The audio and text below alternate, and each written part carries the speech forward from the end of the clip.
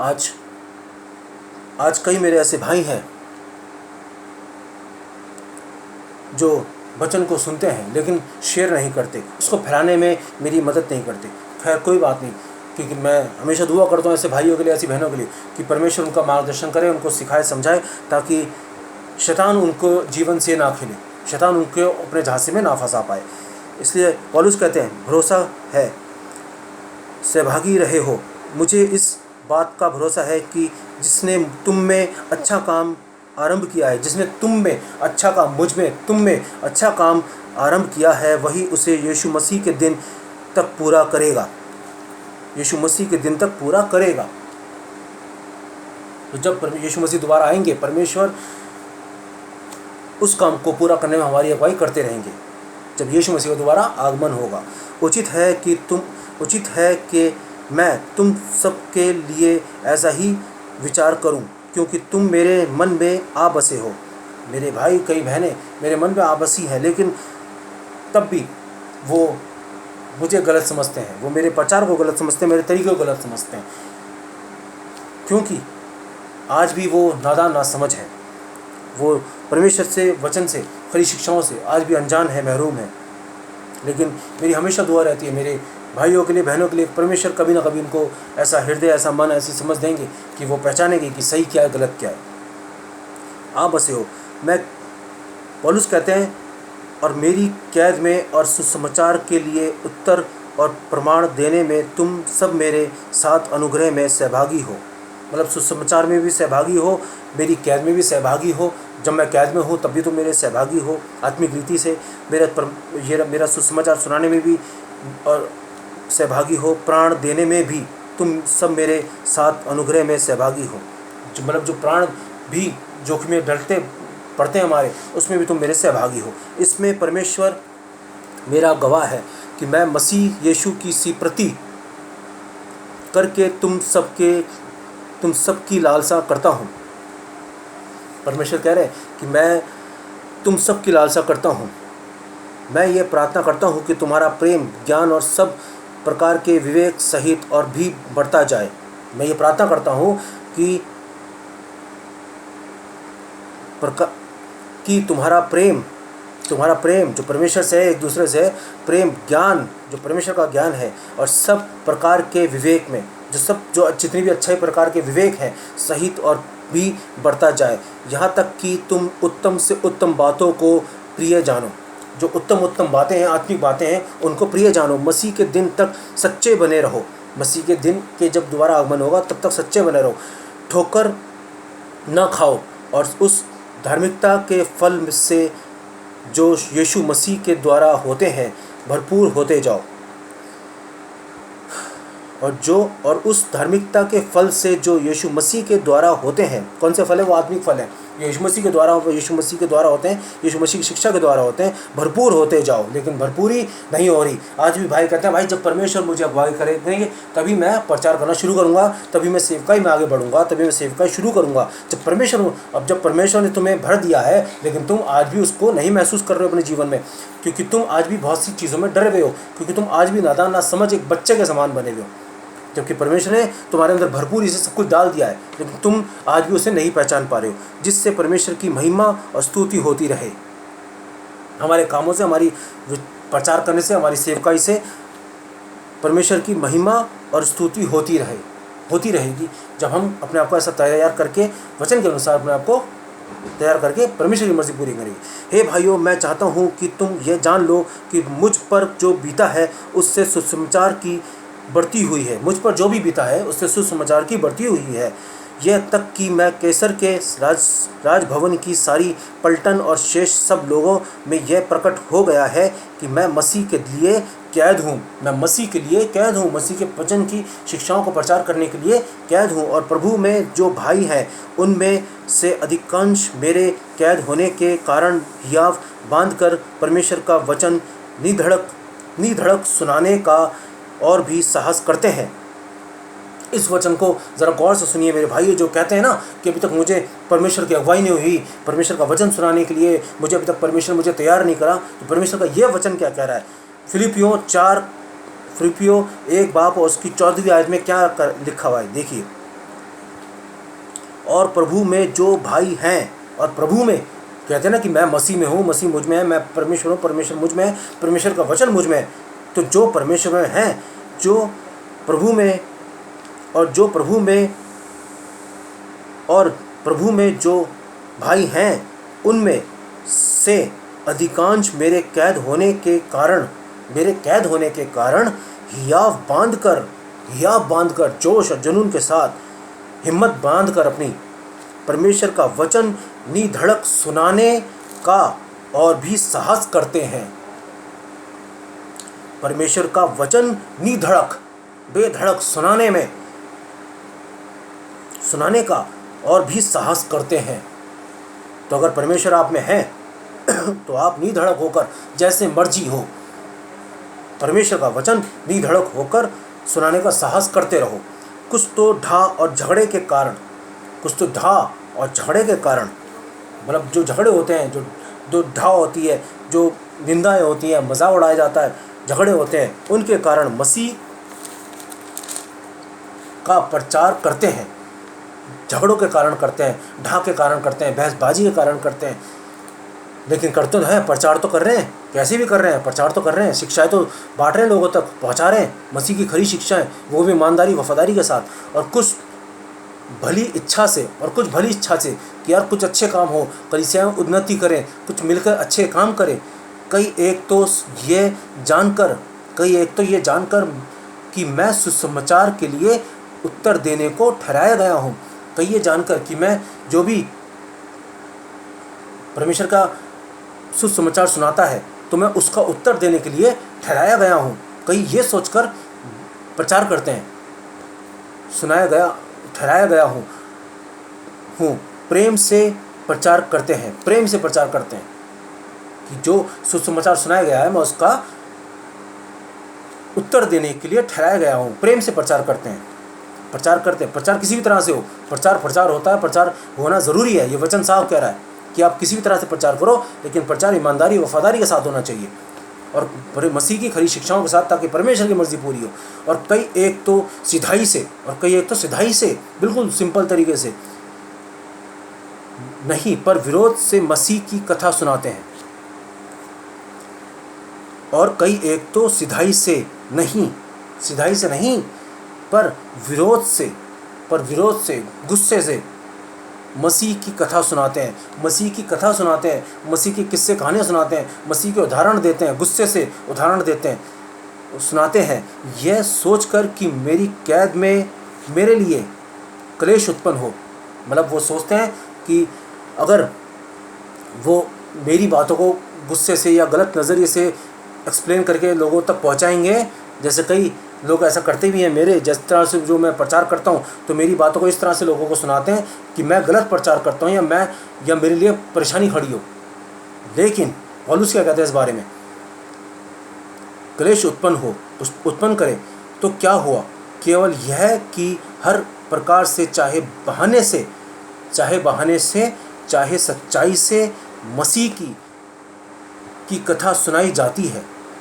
भाई मसीह की कथा तो सुनाई जा रही है ना, चाहे कैसी भी बहाने से सुनाए, चाहे उटपटांग तरीके से सुनाए या किसी भी तरह से सुनाए, कथाएं तो सुनाई जा रही हैं, मसीह की शिक्षाएं तो सुनाई जा रही हैं, मसीह की शिक्षाएं लोगों तक पहुँच तो रही हैं।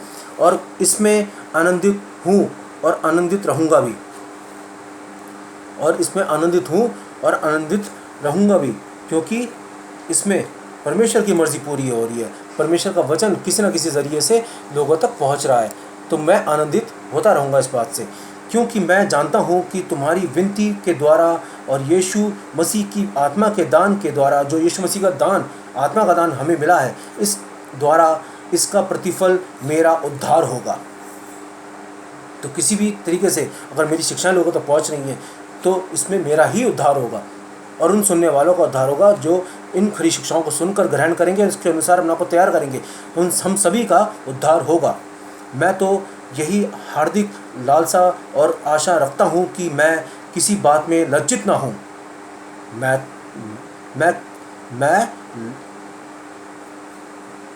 तो यही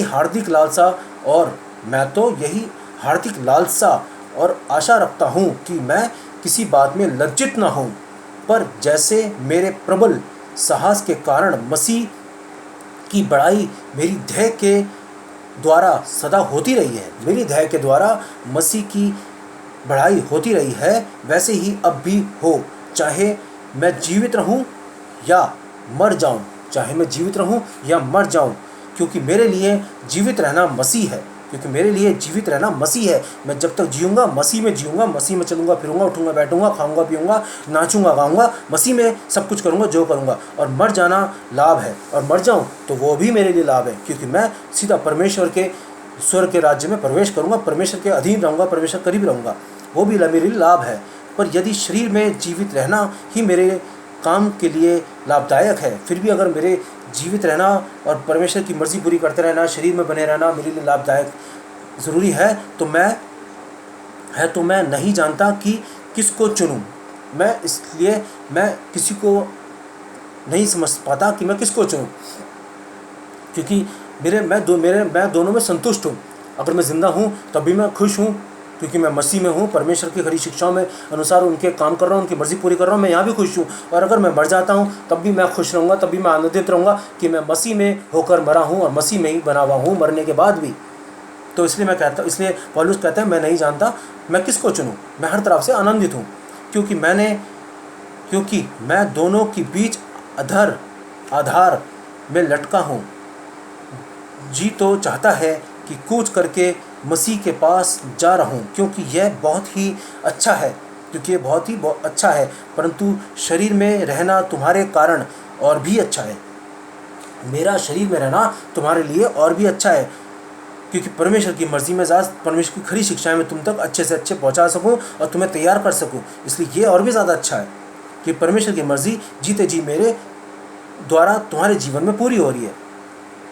आवश्यक है इसलिए कि तुम मुझे इसका भरोसा है, अतः मैं जानता हूँ कि मैं जीवित रहूँ वरन तुम सबके साथ रहूँ। इसलिए मैं इस 24 आयत को फिर से आपके सामने पढ़ूंगा, जिसमें कहता है परंतु शरीर में रहना तुम्हारे कारण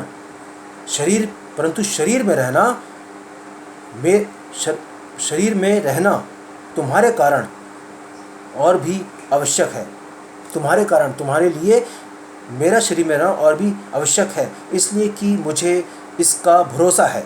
अतः मैं जानता हूँ कि मैं जीवित रहूँगा।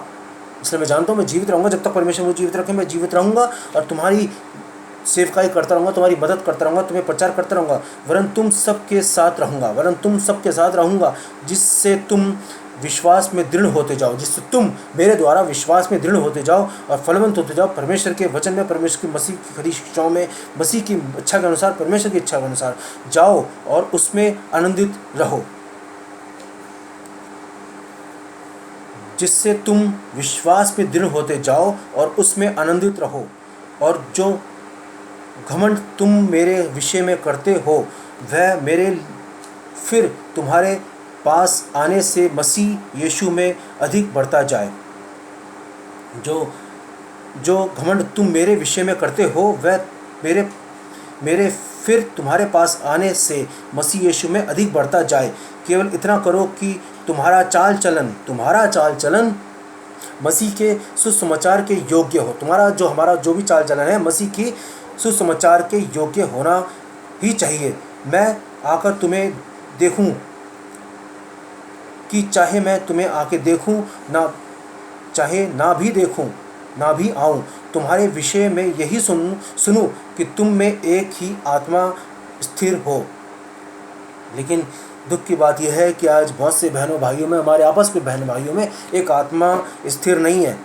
कोई किसी आत्मा के अधीन है तो कोई किसी आत्मा के अधीन है वचन के अनुसार, और जबकि वचन एक ही है, बाइबल एक ही है, शिक्षाएं सेम टू सेम है, लेकिन तब भी कोई अलग नज़रिए से देखता है शिक्षा को, कोई अलग नज़रिए से लेकर चलता है। और हमारी आत्माएं एक आत्मा होके नहीं है, मतलब एक सोच नहीं है, एक जैसी विचारधारा नहीं है, एक जैसी नीयत नहीं है काम करने की।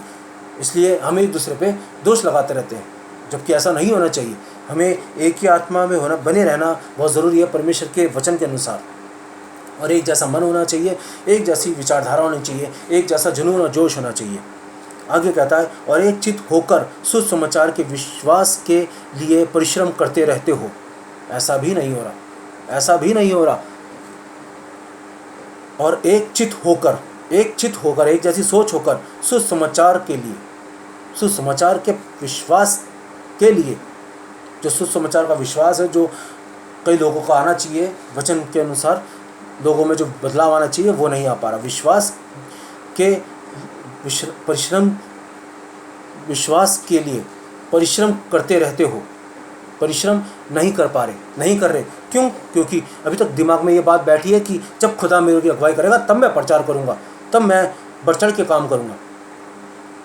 तो चित्त अलग है, सोच विचारधारा अलग है, मानसाएँ अलग, मानसिकता अलग है। परिश्रम नहीं हो रहा इसलिए। और किसी बात में विरोधियों से भय नहीं खाते। और विरोधियों से कितना भय खाते हैं, अरे नहीं ऐसे काम करेंगे तो यार वो बुरा मान जाएगा, कहीं पास्टर बुरा मान जाएंगे, कहीं कलीसिया बुरा मान जाएगी, इसलिए सेवकाई भी नहीं करती। और यह उनके लिए विनाश का स्पष्ट चिन्ह है, परंतु तुम्हारे लिए उद्धार का, और यह परमेश्वर की ओर से है। उद्धार का, और यह परमेश्वर की ओर से है, ये उद्धार का कारण है। परंतु यही कमी बनी हुई है, विनाश का स्पष्ट चिन्ह है। किन के लिए? जो हमारे द्वारा सुधर जाते हैं, जो हमारे द्वारा, हमारे मार्गदर्शन से सीखते हैं, समझते हैं, ये उनके लिए विनाश का स्पष्ट चिन्ह है। लेकिन अगर हम लोग ही चुप बैठे रहेंगे तो फिर प्रचार कौन करेगा? कौन खरी शिक्षा लोगों तक पहुंचाएगा? कैसे लोग जागरूक होंगे कि परमेश्वर की आखिर मर्जी पूरी कैसे करे, कैसे, क्या है परमेश्वर की मर्जी, कैसे जानेंगे लोग पूरी, कैसे लोग जानेंगे? परंतु तुम्हारे लिए उद्धार का, और यह परमेश्वर की ओर से है, ये सब परमेश्वर की ओर से है। लेकिन लोग, मेरे कई भाई बहन इस बात को नहीं समझ रहे, नहीं समझ पा रहे, क्योंकि मसीह के कारण तुम पर यह अनुग्रह हुआ है। तो तुम पर अगर अनुग्रह हुआ है, मुझ पर, आप सभी पर अनुग्रह हुआ है कि ना केवल उस पर विश्वास करो पर उसके लिए दुख भी उठाओ। आज कई भाई बहन हैं जो दुख उठाना ही नहीं चाहते, जो परिश्रम करना ही नहीं चाहते, वो सिर्फ बरकतें और आशीषें पाना चाहते हैं, सिर्फ चंगाई पाना चाहते हैं। और तुम्हें वैसे ही परिश्रम करना है, वैसे ही परिश्रम करना है। खुद परमेश्वर का वचन कह रहा है, परमेश्वर कह रहे हैं कि जैसा दुख मैंने उठाया, जैसा परिश्रम मैंने किया, पौलुस कह रहे हैं परमेश्वर की इच्छा जानकर कि वैसे ही परिश्रम, वैसे ही दुख तुम्हें भी उठाने। लेकिन अफसोस की बात है कि कई भाई बहनें दुख उठाना नहीं चाहते, परिश्रम करना नहीं चाहते, जैसे तुमने मुझे करते देखा है और अब भी सुनते हो कि मैं वैसा ही करता हूँ। तो मेरे अजीज़ों, ये बहुत बड़ी कमी है, ये बहुत बड़ी लाचारी, बेबसी है, जिसको समझना, पहचानना बहुत ज़रूरी है।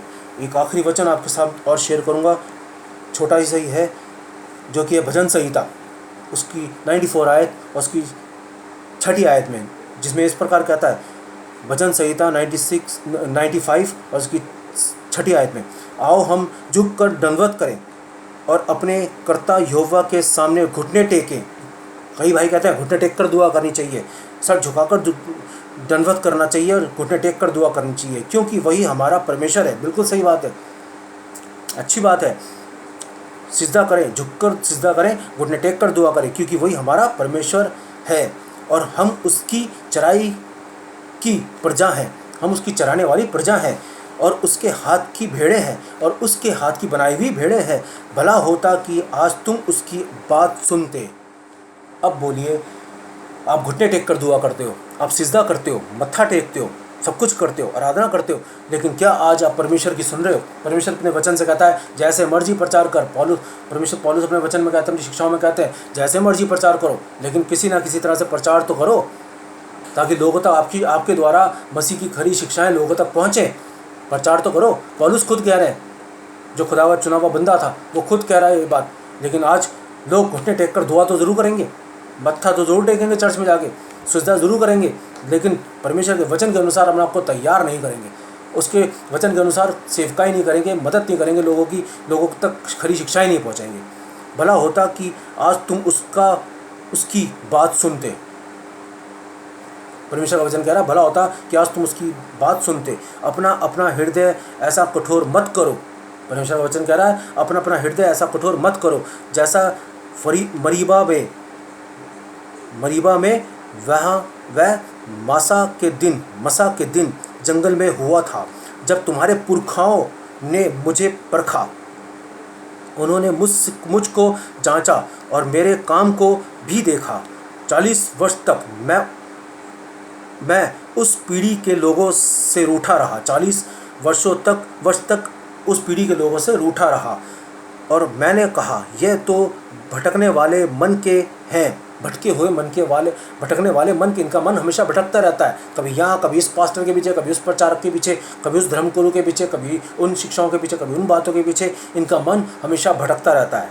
और मैंने कहा, यह तो भटकने वाले मन के हैं और इन्होंने मेरे मार्गों को नहीं पहचाना। अभी तक कितने ऐसे लोग हैं जिन्होंने परमेश्वर के यहोवा के मार्ग को नहीं पहचाना। इस कारण मैंने क्रोध में आकर शपथ खाई कि यह मेरे विश्राम स्थान में कभी प्रवेश करने ना पाएंगे। तो मेरे अजीज़ों, अगर आप चाहते हो परमेश्वर के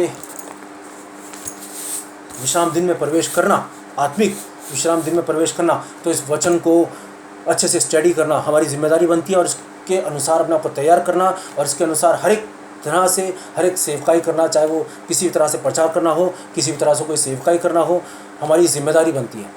लेकिन अब देखना यह है कि कितने लोग सीखते हैं, समझते हैं, कितने लोग अपने आप को तैयार करते हैं इन सारी वचनों को सुनने के बाद, पढ़ने के बाद, सीखने समझने के बाद।